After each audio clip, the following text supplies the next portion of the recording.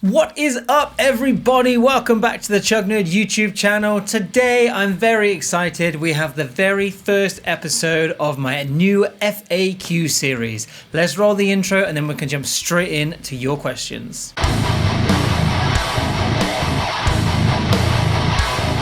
Alright, welcome back everybody. This is the Chug Nerd YouTube channel. My name is DJ. I'm a guitarist from the southwest of the UK. I play in a band called HollowKin. We are a groovecore band, heavy, super groovy. If you feel like checking us out, there's links down below. Now, a few weeks ago, I posed the question to you all out there on my YouTube and Instagram channels if you had any questions for an FAQ. I expected almost no one to respond because my channel is still very, very small. However, we did get a bunch of questions come in, so I was very, very fortunate and I feel very blessed to have had some questions. So we're going to go through them now and see what you guys have been asking me, and I'll do my best to answer them. So without further ado, question number one comes in from, and apologies if I butcher any of these usernames or pronounce them how they're not intended to be. This is my first one, so please bear with. So this comes from @FDavPatch. And says, FAQ question, what was the song that made you want to learn guitar, and what was the first song that you learned? So the first song that made me ever want to pick up and play a guitar, I'm going to give two answers. The first song that I heard as a teenager that practically made me want to pick up a guitar was Green Day, Basket Case. I heard that song, and I go into this in a bit more detail in my When I Played with Green Day video that I will link at the end of this video. But I heard that song very quickly on a UK breakfast show from like 20 years ago called The Big Breakfast, and I must have been about 14 at the time, and I heard Basket Case play, and I went off to school that day and I just had it in my head all day, and that moment was the moment for me in my life where I went, I need to play a guitar. I need to play an instrument, and it has to be the guitar. That's going to be my future. That's going to be my entire personality for the rest of my life. The second answer would go further back, and I think it probably is more than one song, but when I was really young, my mum used to play things like Celine, Dion, Meatloaf, Bon Jovi, and things like that. So growing up, I was surrounded by guitar music, and you're going to go, Celine Dion, it's not guitar music. It is. If you go back and listen to Celine Dion songs, they've all got guitar solos in. Think Twice is one of my favorite guitar solos of all time, and it's just a pop song, but good music back then, pop music, was full of guitars.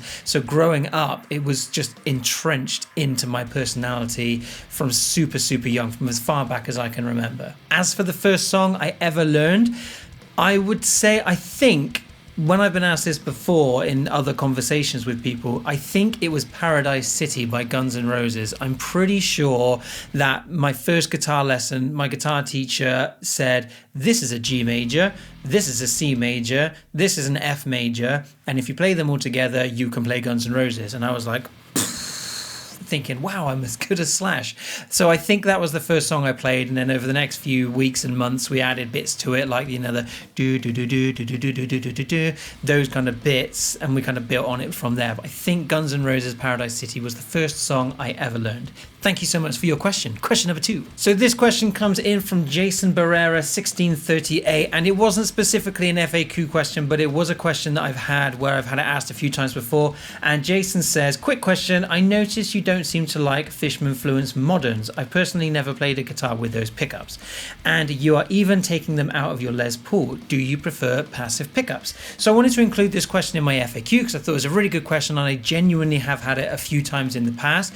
I don't dislike Fishman-Fluence pickups. I have them in my Legator Ghost G7XA 7-string guitar, and up until recently I've had them in my Epiphone Les Paul Matt Heafy Custom Origin. But I do find them quite sterile. I do find them quite compressed, and I think because I've played them a lot, I've just gotten a bit bored of the sound. Everyone plays Fluences, everyone plays Fishmans, they're in all the guitars that you get. They are truly phenomenal pickups. They absolutely are amazing. I just personally prefer passive pickups. And I've only come to realize that probably in the last 6 to 8 months or so, probably more so since doing YouTube, that I'm definitely a more passive pickup kind of player. So I don't dislike fluencies, but I like to keep my use of them limited. Same as EMG 81s, you know, growing up through the early and mid 2000s, everyone was playing EMG 81s. I had loads of guitars with EMG 81s in them. They sound amazing, but again, if you have them in all of your guitars are going to sound pretty much the same. So I just like to keep it varied, and I find there's more variation in passive pickups than there are in active pickups. Personally, just my personal opinion. Okay, question number 3 comes in from Livesey Towers. So this is David, a good friend of mine from Bristol, who has become a really good friend of this channel as well. David is the person who extremely kindly gave me his ESP LTD KH202 guitar to use in my Project Marketplace series. And David asks, FAQ question, can you show us how you make the drum tracks? You smash out these videos like it's nothing, so keen to see what your workflow is. This probably isn't a question I can answer in a quick FAQ video. This is going to require a bigger answer. So what I'm going to do for this one is I'm going to create an entirely new video after this, where I kind of show you my workflow, how I write drums, how I put the songs together, and how I write all the bits and pieces that go into all the demo tracks that I do. And I don't do tutorials. That's not what I'm about. I don't really feel like I've got anything to offer in a teaching perspective. There's a million people out there that will do it better than me, but I'll show you how I personally do it. But I will say 3 tips. 3 tips for writing the drum tracks. Tip number 1, you have to put your brain in the body of a drummer. So you have to make sure it is realistic and real world. Drummers have 2 arms, drummers have 2 legs. So you can't be doing a drum roll and hitting cymbals at the same time. You can't be doing a fill and keeping 4 to the floor on a crash cymbal at the same time. Equally, with your pedals, you can't be doing constant tapping on the hi-hat pedal whilst also double pedaling. So remember, real world kind of applications for writing drum tracks. Thing number 2, following on from that, is keep it realistic. It's, you know, all well and good just writing 3 minutes of double pedals going, but it's not going to sound real because there's so few drummers in the world that can do it. Yes, there are drummers that can do it, but keep it real. Keep your fills as real as you can. Overdo it and then rein it back a bit if you can, I think is a good way to kind of put it. And number 3, my next tip would be find the groove first. Before you open up GarageBand, or before you open up your DAW, or before you start writing, find it in your head first, and then make the session about getting the sound out of your head and into something physical, into the DAW that you're using, and try and go that way. I don't mean don't sit down unless you have an idea. You know, sit down and tinker and play and all the rest of it. But when you sit down, I think have a plan and a purpose when you sit down and start with that idea in your head. Again, I can only answer these questions personally, so I hope that helps. But I will do a dedicated video on just this question for you, David. All right, next question comes in from T Walter 735, who asks, what would your custom shop guitar look like, including specs, if you had a limitless budget? So this is another interesting question, because I've always had it as a goal in my life to celebrate my 40th birthday. And I mean, as in, make it there, live long enough to see my 40th birthday. I'm not going to go into the ins and outs of why that's my goal, but that has been my goal in life, is to live until I'm 40 and beyond, hopefully. But that's been my goal. And I've always promised myself, if I get to 40, I will celebrate that landmark milestone age by buying myself my dream guitar. And that guitar for me would be a Paoletti guitar. Now, I don't know why, but they scratch an itch in my head. They tickle my pickle. I think they're absolutely stunning guitars. They're an Italian company. They make guitars out of like reclaimed cherry trees or something like that. Ancient Italian woods. Have a look. I'll leave a link down below perhaps, just in case you want to check them out if you haven't heard of them. But they only make like custom shop, super high-end guitars. And I would absolutely love either a baritone, like 26 and a half inch scale length, 6-string, or a 7-string. I don't think they do 7 strings, but it'd be cool if they made me one. I would have it. They do this thing where they age the guitars. It's a bit like relicking, but it looks a bit different to relicking, because it's not just about denting and dinging the guitar.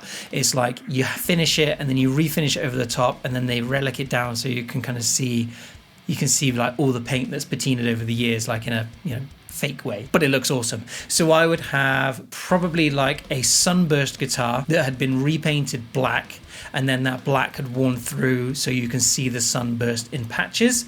I would have it loaded with a Seymour Duncan Invader, probably, because I really like the Invaders. They're super high output, they're super hot, but they're also really articulate. And I would have it as a HSS configuration, and I don't really know single coil pickups, but I would have some kind of Fender pickups in the neck and the middle, because I really like the Fender Position 4 sound. So that would give me the best of both worlds. The only caveat with that is that I would have to deal with there being a third pickup in the middle, which would get in the way of like my picking hand and my pick. I would have the control layout as a 5-way blade switch, and then I would have the coil split on a toggle switch separate to the 5-way blade switch, and then I'd have a volume and a tone pot as well. I think that would be it. Everything on it would be high-end appointments, so it'd be like lock-in tuners, Graphtec nut, hip shot bridge, no tremolos or anything silly like that.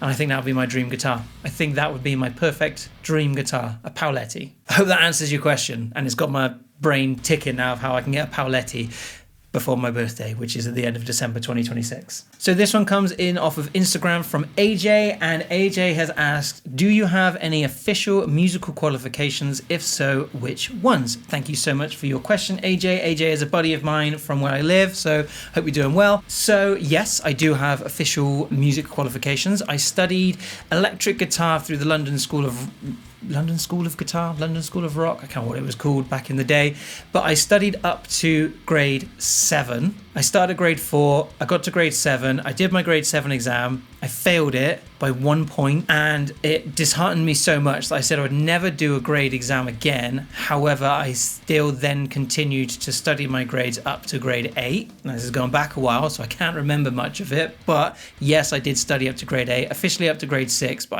I finished my studies to grade 8. Then I went off to college and I studied music. I did a BTEC National Diploma, which is a English level 3. I don't know what that would be the equivalent to in the US, because a lot of my viewers are in the US. So I have a diploma in popular music practice and performance, which included things like recording studio craft, MIDI, performance, history of music, business, all kinds of things. It was like a 2-year course that covered so many different things. And then after it, I went off and worked as a civil servant for a bunch of years and never actually used it again until I hit like 27 years old, which is when I picked the guitar up again, and I never put it back down. I kind of reclaimed my personality. All right, another question from Instagram. This one comes in from Left Hand Riffs, and this says, number one instrument / amp / pedal you badly want. All right, I'm going to answer this as if like not to have it just for the sake of it being super expensive. So I'm not going to say like a Dumble or a Klon or anything like that. I would say if I could have any amp, I would have a 5150 or a Soldano. That would be my dream amp. I love the Soldanos, and I love like old school 5150s. I think either one of those would be an amazing amp to own, especially because I am still all analog when we play live. They would be incredible amplifiers to have sat on top of my orange 4x12. So yeah, that would be my dream. That would be my dream amp. I don't really have a dream pedal. I'm not really a pedal guy. I'm a set and forget kind of person. So I use my Empress Effects Heavy Menace. That does what I need it to do. If I was to get a different distortion, I'd probably get the Chug pedal by Solar. That would probably be the one that I'd get, but it's not a dream pedal. It's just another one that I might get. Dream instrument would be the Paoletti that I mentioned earlier. I think that would probably be my dream instrument that I could possibly own if I could have any guitar. It would be that one from Paoletti. All right, and we have one last question, and this is another one that actually came in from David. This one came in through on Instagram, and he asked, what is your signal chain when you play with HollowKin? So my signal chain when I play live, HollowKin is the name of my band. I think I mentioned that at the start of the video. We play live a lot. We had a lot of gigs, a bunch of tours through 2025, and we got loads more coming up through 2026. So if you haven't checked us out yet, it would mean the world to me and to us if you would follow some links down below and just give one or two of our songs a spin. That would be absolutely sick. My signal chain more often than not starts with this. This is my Solar T2.7 LN Plus. This is my number one guitar, my favorite guitar that I own. I love it. endlessly. It is the best guitar in my collection, and it's just part of my personality at this point. This goes into my pedal board, which starts with my tuner. I go into a Morley wah pedal. I go into my Digitech whammy. It's the really big one with the pedal and the 2 buttons either side, or 3 buttons. That goes into my Empress Effects Heavy Menace. That goes out to my amp, into the front end of my amp, and my amp is the Victory Kraken Mark 1 50-watt lunchbox head, which is amazing, and that goes into my orange PPC 412 orange 4x12 cab.